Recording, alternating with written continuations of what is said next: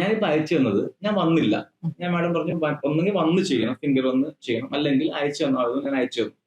ഞാൻ ചോദിക്കുന്നത് ഈ 10 വിരലുകൾ, ഞാൻ ഇത് പോകുന്ന നോക്കിയാണ് ഫ്രണ്ട്സും ചോദിച്ചു, ഈ 10 വിരലുകളില്ല ഇതാണ് നമ്മൾ അയച്ചു തരുന്നത്, ഫിംഗേഴ്സ് അയച്ചു തരുന്നത്. ഇത് വെച്ചിട്ട് ഒരാളുടെ ബ്രെയിൻ അതെങ്ങനെ നമുക്ക് കാൽക്കുലേറ്റ് ചെയ്യാൻ പറ്റും? അതെങ്ങനെയാണ് വർക്ക് ചെയ്യുന്നത് കാൽക്കുലേറ്റ് ചെയ്യാൻ പറ്റും? അതെ, അത് എല്ലാവർക്കും ഉള്ളൊരു ഡൗട്ടാണ് അല്ലെ. അപ്പം ആക്ച്വലി ഇതാണിപ്പം ഇതിന്റെ ബ്രെയിൻ എന്ന് പറയുന്നത്. അതിലെ ലെഫ്റ്റ് സൈഡും അതെ, ലെഫ്റ്റ് സൈഡും റൈറ്റ് സൈഡുമാണ്. അപ്പൊ നമുക്ക് ഇത് ഈ ടെസ്റ്റ് ചെയ്യുമ്പോൾ ഏറ്റവും കൂടുതൽ അറിയാൻ പറ്റും നമ്മുടെ ബ്രെയിൻ ഡൊമെയിൻ ചെയ്ത് നിൽക്കുന്നത് ഏത് ഭാഗമാണ്.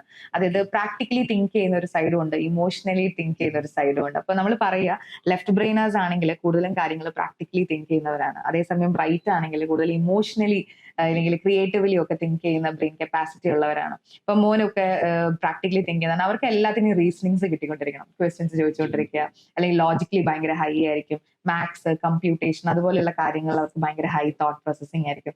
ആ ലെഫ്റ്റ് ബ്രെയിൻ ഡൊമെയിൻ ചെയ്തതുകൊണ്ടാണ് ഇൻഫർമേഷൻ സീക്കിംഗ് ആണ് അവർ എപ്പോഴും. ഇങ്ങനെ ഇൻഫർമേഷൻ കുറെ കാര്യങ്ങൾ അറിയണം എന്ന് ആഗ്രഹമുള്ളവരാണ്. അതേപോലെ ഫാക്ട്, റൂൾസ്, പ്രാക്ടിക്കലി എല്ലാ കാര്യങ്ങളും തിങ്ക് ചെയ്യുകയും പ്രൂവ് ചെയ്യുകയും ചെയ്യാൻ ആഗ്രഹിക്കുന്ന ആൾക്കാരാണ്. അപ്പം ഇത് ഒരു ബ്രെയിനിന്റെ ഡൊമിനേറ്റ് അറിയാനുള്ളതാണ്. ഇത് കൂടാതെ നമുക്ക് ലോബുകളുണ്ട്. അതായത് നമ്മുടെ ബ്രെയിനിൽ 10 കമ്പാർട്ട്മെന്റ്സ് ആണുള്ളത്. ആക്ച്വലി 10 അറകളാണുള്ളത്. ഈ 10 അറകളിലേക്ക് നമ്മുടെ ബ്രെയിനിലെ ഒരു 100 മില്യണോളം ന്യൂറോൺ സെൽസ് ഉണ്ട്. ഇതിനെ റാൻഡംലി ഡിവൈഡ് ചെയ്തിരിക്കുക. അപ്പം ഈ റാൻഡംലി ഡിവൈഡ് ചെയ്യുമ്പോൾ ഏത് കമ്പാർട്ട്മെന്റിലാണ് ഏറ്റവും കൂടുതൽ ന്യൂറോൺ സെൽസ് ഉള്ളത് ആ ഫംഗ്ഷനിങ് ആയിരിക്കും നമുക്ക് ഹൈ ആയിട്ടുണ്ടാവാം. നമുക്ക് 5 ലോബേ ഉള്ളൂ basically, but it's divided into left and right. അപ്പൊ 10 കമ്പാർട്ട്മെന്റ്സ് വരുവാണ്. അപ്പം ഈ ഇപ്പൊ മോന്റെ നോക്കുവാണെങ്കിൽ ഇതാണ് 5 ലോബുകൾ എന്ന് പറയുന്നത്. ഈ 5 ലോബില് മോന്റെ ഏറ്റവും ഹൈ പെർസെന്റേജ് വാല്യൂ കാണിക്കുന്നത് ഓഡിറ്ററി ഫംഗ്ഷനിങ്ങിനാണ്.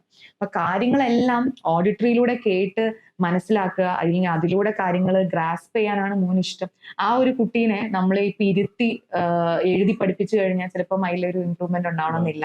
അതേസമയം നമ്മൾ നല്ല രീതിയിൽ പറഞ്ഞു കൊടുക്കുവാണ്, അവന്റെ ക്വസ്റ്റ്യൻസിന് ഒരു എക്സ്പ്ലനേഷൻ ആയിട്ട് നമ്മൾ കൊടുക്കുവാണെങ്കിൽ he will do wonders in his studies.